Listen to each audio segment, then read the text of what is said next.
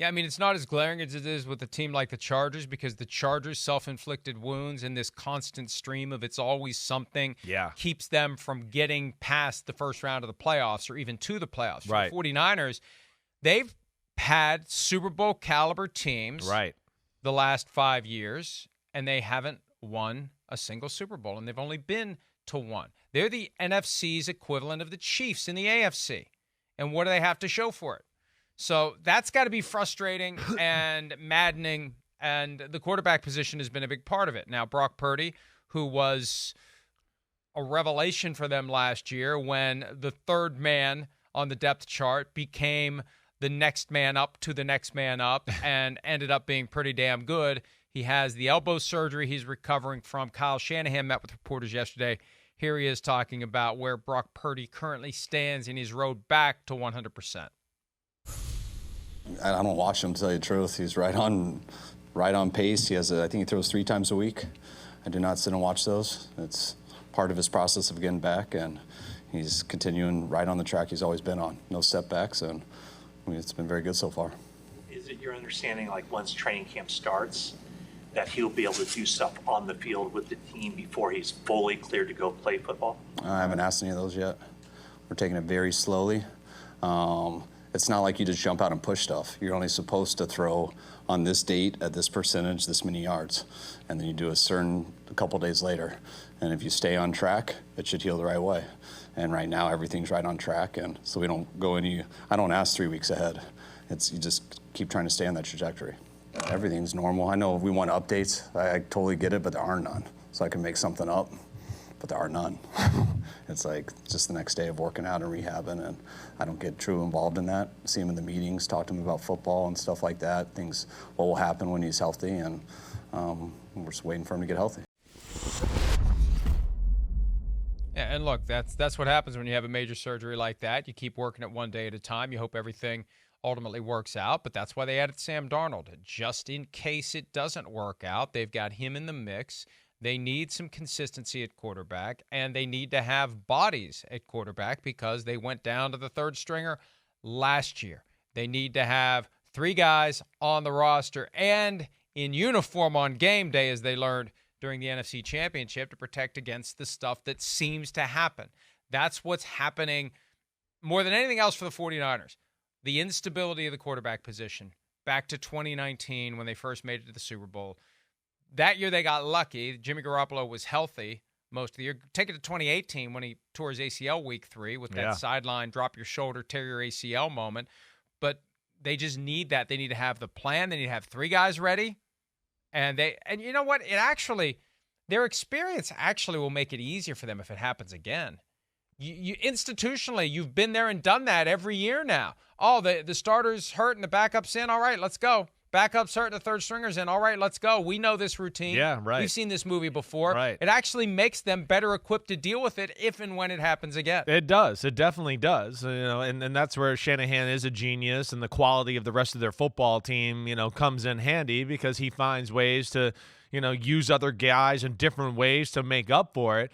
But damn, it'd be nice, I'm sure, if you're Shanahan or Lynch or a 49ers fan, to just go, can we just get a team with a damn quarterback and frame the team around the quarterback? And I think he's got a guy here in Brock Purdy that he sees the potential to do that. And also get back from him what he's putting in himself, right?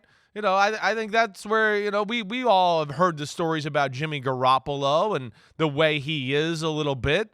Everybody has. And I don't know if that necessarily meshes with the way Kyle Shanahan is and what he wants at quarterback. So, yeah, they're going to take this slow because I think they finally see a guy to go, wait, we can frame the team around this guy. He's a leader. He's got the stuff we like as far as to make a great quarterback. And he's all invested in wanting more knowledge. Teach me this, teach me that. He's a gym rat that way. And so that's where I think it coincides with Shanahan and why they're going to take this slow and be smart, because I think they see the potential finally to have somebody there that he can make his Kirk Cousins or his Matt Schaub back in the day with the Houston Texans, and hopefully even better than those two.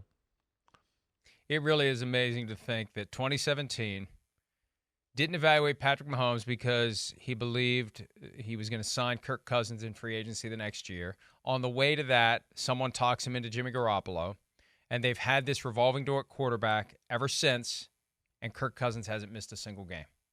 Not a single game. It is amazing.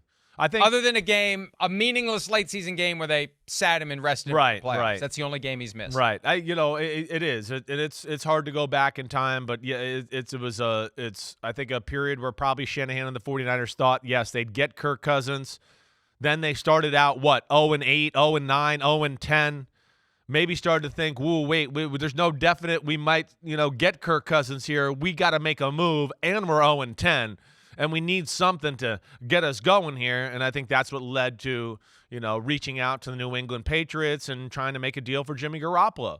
And, yeah, so that's what happened, and that's where we're left here. But, yeah, there's definitely going to be some revisionist history about the 49ers and the quarterback situation. And it's not revisionist history. Well, it's no, history. You're right. I know. It's history. It's not revisionist. You're right. Yeah. I didn't mean to use that word. It's just we're always going to dive back into that and dissect it and look at it and go, ooh, what if that? And that's what I meant by that. Sorry.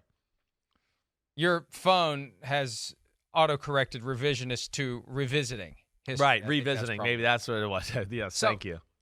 And the whole Jimmy G thing, as Peaches mentioned, the whole Jimmy G thing just kind of fell into the laps because of this Shakespearean drama that was playing out in New England. Yeah, right. With Tom Brady hating Jimmy G, supposedly, and power plays and decisions to get Garoppolo out of there because it was becoming an impediment to the final years of their relationship with Tom Brady. Yeah, exactly right. I think that's what Brady, I think, finally, you listen to people in the NFL was, hey, get him out of here. I'm the man. He ain't playing anytime soon. And that was that. So it kind of – and then I think Shanahan and Belichick do have a relationship and a great respect there to where, the phone rang one way or the other and they got the deal done. But – that unfortunately, as amazing as Shanahan is, and I think he's the best offensive mind in the sport, and you know that, and we love their team. We talk about their team all the time. That's where it's different from the Chargers, too, and I think we maybe give the 49ers a little grace period because we see how physical and psycho they are in the field. So we're like, well, of course they're hurt. That guy just tried to run through somebody that's 350 at full speed, right? So that's where I think we love all that. But the quarterback thing is a thorn in their side for sure, and some of that's their doing, and, there's no excuses for that. And along the way, they gave up 3 first-round picks and a third-round pick, Right. all told to get Trey Lance, who's kind of lost in the shuffle. Now, Shanahan was asked yesterday whether there's been any conversation with Lance or his agent about trading him. Shanahan said, no, they're not going to trade him. You need to have him around. You never know when your third-string quarterback is going to become the guy that takes you to the brink of the Super Bowl like Brock Purdy did last year. Exactly. So you got to have somebody there. And it's a low value contract, Right. even as the third overall pick. Right. He's in year 3 of what is, in comparison to what other veteran backup quarterbacks would cost you on the open market, it's a very good deal. Hi, it's Mike Florio. Thanks for watching PFT on YouTube. Hit subscribe for the latest news and analysis from Pro Football Talk.